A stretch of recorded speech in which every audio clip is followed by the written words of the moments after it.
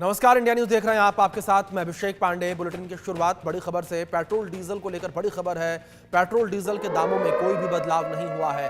Excise duty बढ़ने पर भी दामों में बदलाव नहीं हुआ। ये बड़ी खबर निकलकर सामने आ रही है। पेट्रोल डीजल के दामों में कोई भी बदलाव नहीं हुआ है। एक्साइज ड्यूटी बढ़ने पर भी दामों में बदलाव नहीं हुआ है। ये बड़ी खबर है जो इस बीच निकलकर सामने आ रही है। एक्साइज ड्यूटी बढ़ने पर भी दामों में कोई भी बदलाव नहीं हुआ। तो पेट्रोल डीजल को लेकर यह बड़ी खबर निकलकर सामने आ रही है। पेट्रोल डीजल के दामों में कोई भी बदलाव नहीं हुआ है। एक्साइज ड्यूटी बढ़ने पर भी दामों में कोई भी बदलाव नहीं हुआ है। ये बड़ी खबर निकलकर सामने आ रही है। पेट्रोल डीजल को लेकर यह बड़ी खबर निकलकर सामने आई है।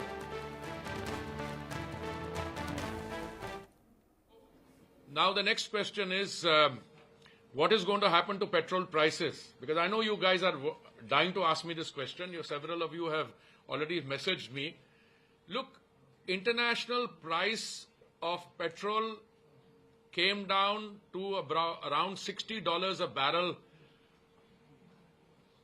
$60 of crude per barrel in the last day or so. But please remember that our oil marketing companies, with whose work I'm more familiar, but even the private sector companies, they carry inventories over a 45-day period. And if you go back to, say, early January, the crude price then was $83, which came down subsequently to $75. So the crude inventory that they're carrying is at $75 on an average per barrel.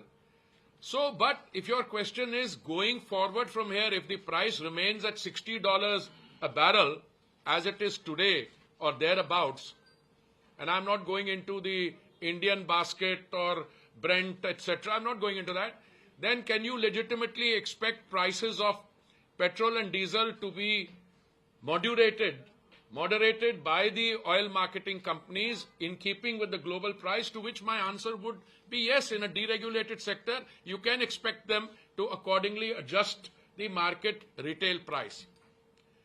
But that's not the only reason why I've called you here. I have requested you to come because we have also had to look at some other areas for decision making. And I want to draw your attention. We'll be giving you a note. The note I'm using, I'm also going to share with you, both electronic copy and otherwise. You know, we have come a long way on LPG. There was a time when an LPG cylinder was an item which was rare, which you had to stand in a queue for, etc. When the Honorable Prime Minister assumed office, by today it's 60 or thereabout, 61 or 62. Yeah. But please let me complete, then you ask me whatever question you want. So there was a time when, you know, you had to stand in a queue to get a cylinder, you had to use influence. Today, you can actually SMS, you can also do what we call IVRS, voice call. You can send a WhatsApp message and they will deliver a cylinder to you at your residence.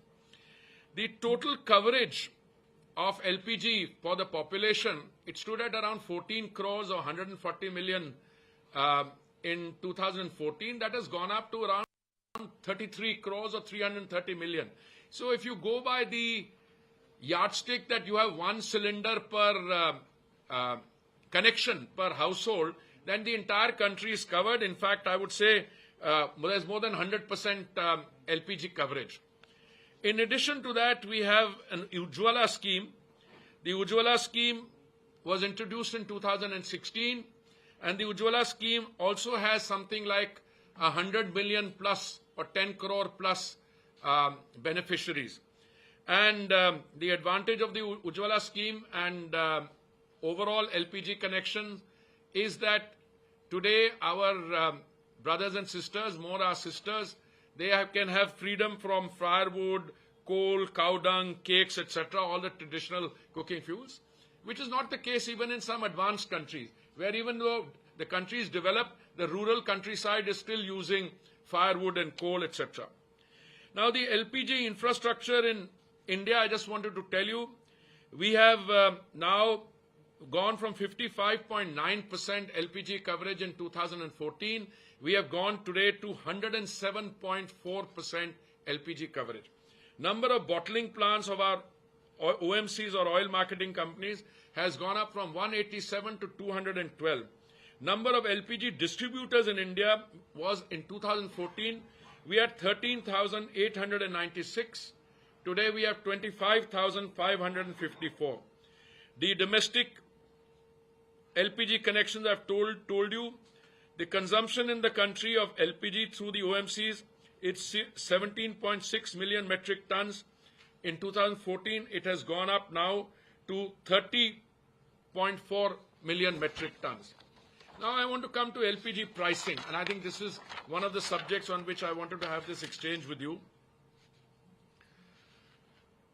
The price of LPG. Now, LPG is the product which comes out of a refinery. When crude oil is refined, LPG comes out, petrol and diesel are also products of refineries.